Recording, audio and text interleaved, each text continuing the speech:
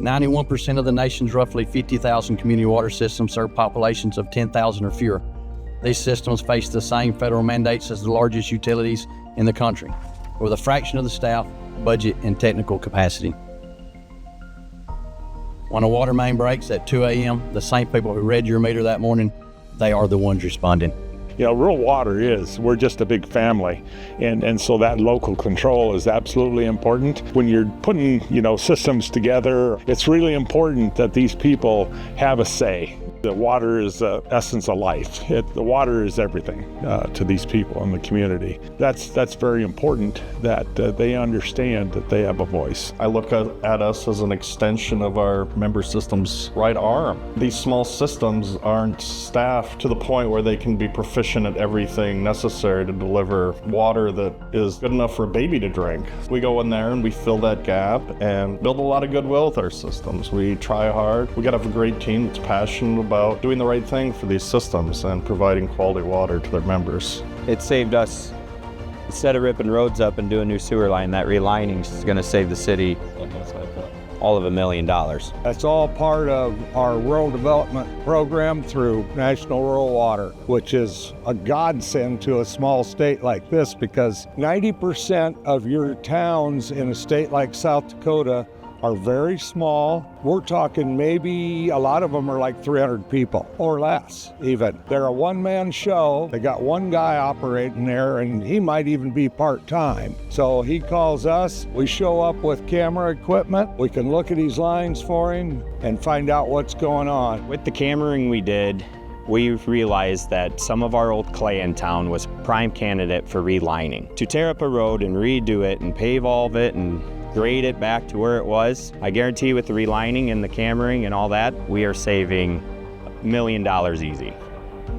And that's big for us. I look at South Dakota Rural Water as a large community, and us going around the whole state helping communities every day. So that's what we do. We're neighbors helping neighbors here. They become friends, and they're lifetime relationships, and the help we provide really matters. It's very rewarding at the end of the day that we can go into a town, find this leak, and save the city thousands of dollars a month. It's invaluable because most of these towns around here don't have that money to do it. They barely have enough money to fix the leak.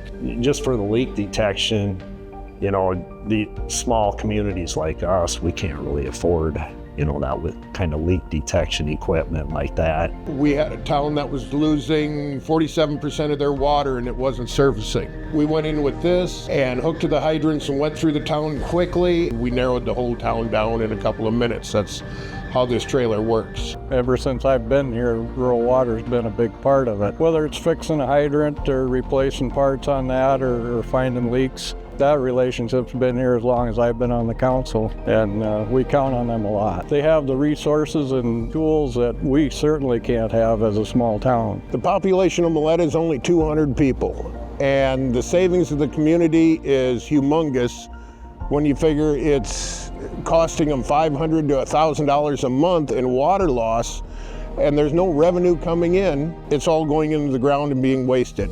And we helped them find it. It's really the greatest feeling in the world when you can drive home that night and knowing that you've done something worthwhile. You feel good when you come in, you can give these guys a hand when they need it, And it saves a lot of money for them too, so you really see that relief on them too. Being able to just count on someone, you can give them a phone call and they can get you an answer to their questions or their problems that they have. These smaller communities that are more invested in the community, these systems like this have a great ability to produce high quality and abundant drinking water. We know the people that we're providing water to. We know the grandparents, we know the parents, we know the kids, we know the grandkids. And so for us, it's not only providing water just for the one generation, we're providing it for all the generations. Anytime you know people, you just want to take care of them, and we just want to do everything we can to provide water 24/7 to all of our customers within our system. I love them when they come in and do something like this, because we can't afford something like this, and it's such a small community, and they're a good asset to us, definitely. With South Dakota Rural Water and the technical assistance, they can come in and be, I'll call it the mentors. They're the ones that provide the guidance and or the expertise so that these people can really do their jobs. I became an operator First, for a small community, I thought I knew a lot about running a town, but when it come to the water and the sewer, I didn't have a clue. So the first day of work, my finance officer told me to go shut off a curb stop, and I didn't know what she was talking about. Didn't know what a curb stop was. Got South Dakota Rural Water involved. They came and taught me over the years everything I needed to know about running the town. That's kind of why I made the choice to become a circuit rider for South Dakota Rural Water, is because I know what South Dakota Rural Water did for me as a new operator.